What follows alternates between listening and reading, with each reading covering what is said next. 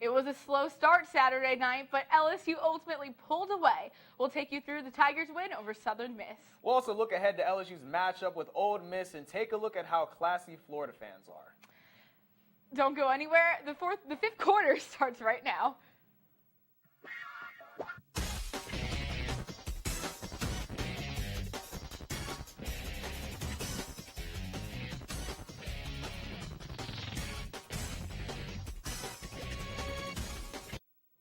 Welcome to the fifth quarter, everyone. Before we get started, we want to once again thank our Tiger TV alums Taylor Corrett and Morgan Beard for joining us on the Tiger TV Tailgate Show this Saturday. Also, Coach Orgeron held his weekly press conference today. He listed Leonard Fournette as probable to play against Ole Miss. When coming off a bye week, especially an unexpected one, it's always a concern that the teams will lose their momentum they've got going during the season.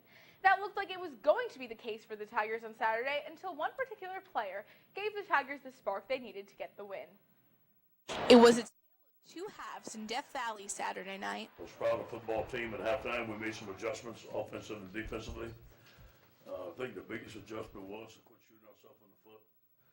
The penalties, maybe we were trying to do too much in substitution. The Tigers came out after their week off flat, but Darius Geis turned it around to give the Tigers a substantial lead in the third quarter. We had a little rust off the crazy week we had last week, and we were playing a little flat. So we kind of came in here. There was no screaming or yelling at each other or blaming anyone. We just were like, okay, let's get things going. And we started off the third quarter, and both sides of the ball really started to kill it. They were challenged, and they came back and played a tremendous second half. We played for 60 minutes.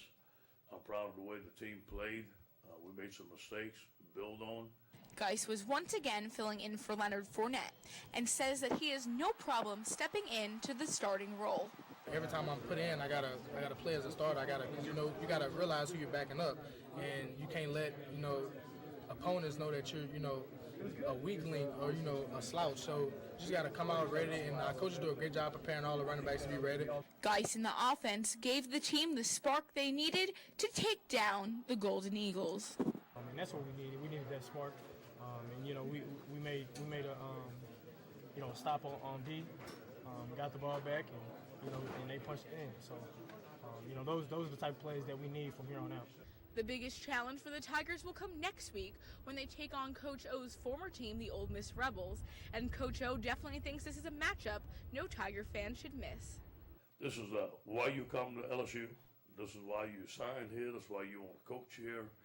And I'm sure that the Tiger Stadium is going to be wild on Saturday night. I'm sure that Ole Miss is going to be ready to play. It's going to be a classic battle. Covering the Tigers, Amanda Luskin, Tiger TV Sports.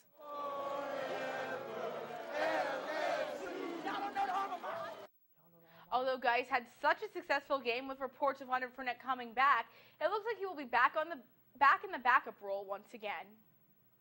Well, one player who finally found his groove Saturday was wide receiver Malachi Dupree. The junior had a rough stretch going into this season so far, going back to the first game against Wisconsin. Dupree had a few key drops against Wisconsin and Jacksonville State and was downgraded to the slot position after that. But Saturday night, Dupree was one of Danny Etling's favorite targets and a big deep threat. Dupree caught 3 passes for 100 yards and 2 touchdowns. The 2 touchdowns were his first of the season, and Dupree says it was like a weight was lifted off of his shoulders. It wasn't the best feeling, and we lost a few games. So, I want to do whatever I can to help my team win. And if that's me scoring, if that's me doing anything else, I want to do that. But tonight, for me to go out there and help my team win by scoring points, it was a great feeling again to get in the end zone. And, it was a long time coming. It felt like it would never come, but I'm glad it happened. Now looking at some other sports going on at LSU, Tigers volleyball team forced the Florida Gators in a tough SEC matchup Friday night.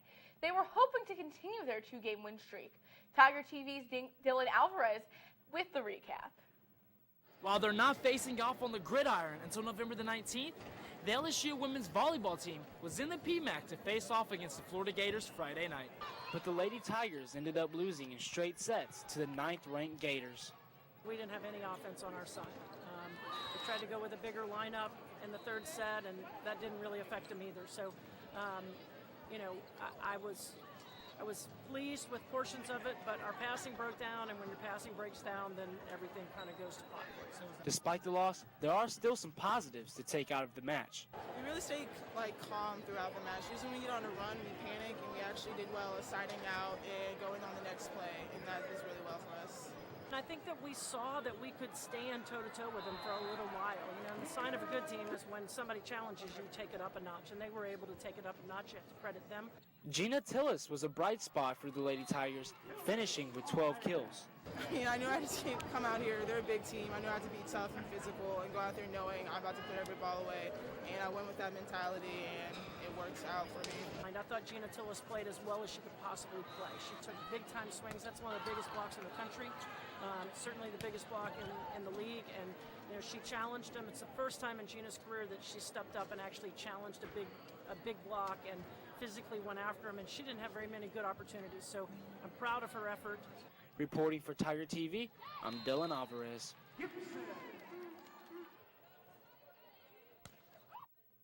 On Sunday, the Lady Tigers lost to the South Carolina Gamecocks 3-1, bringing their overall record to 7-12.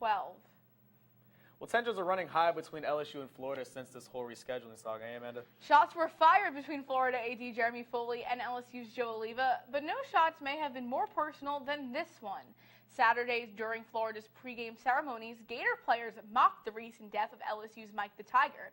You have seen here they have a cat skeleton and were putting purple and gold beads around its neck. Reggie, that seems pretty classless on Florida's part. Give me your take. Oh, no, I'm pretty hurt about it. I'm a little bit butthurt about it. I think that's just disrespectful and wrong, and just, I know you feel some type of way. Listen. The death of, you should never laugh at someone dying. It is never funny, whether it's an animal, a person, I don't care if it's a plant. It's not funny, whether it's your enemy, whether it's your friend.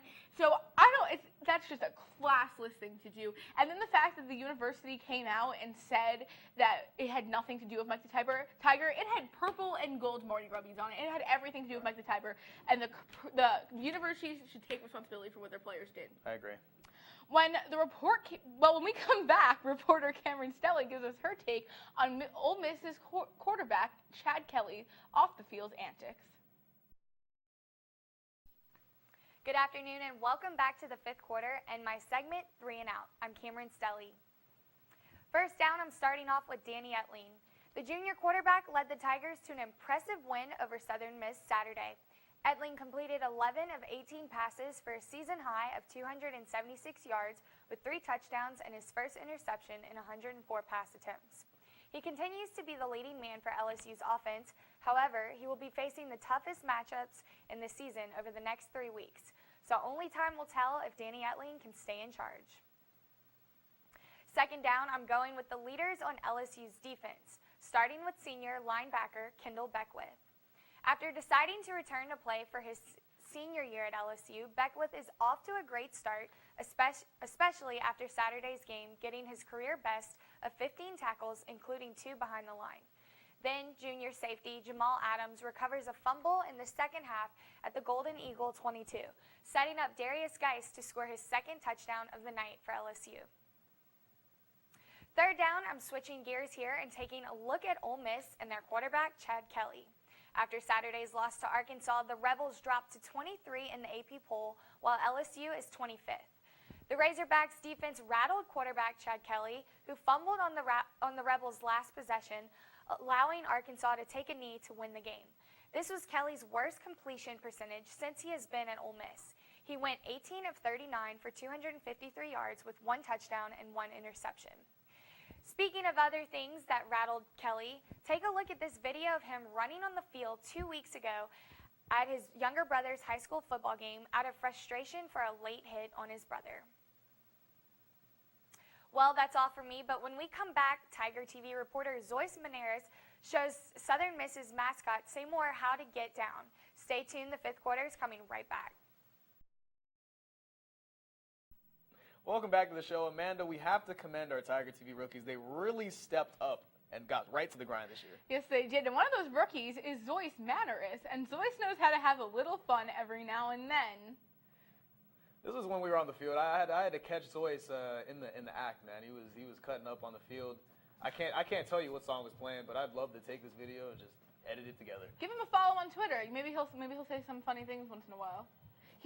He loved that Southern Miss mascot too. Oh, yeah, he definitely did. He was following him around the whole game. They had a good time together, I believe. Anyway, that's all the time we have for the show. If you want to keep up with us, visit lsunow.com and follow us on Twitter and Instagram at ttv_sports. And check out our tailgate show this Saturday when the Tigers take on Ole Miss. Softball coach Beth Torino will be joining us live on set. Have a nice night, guys.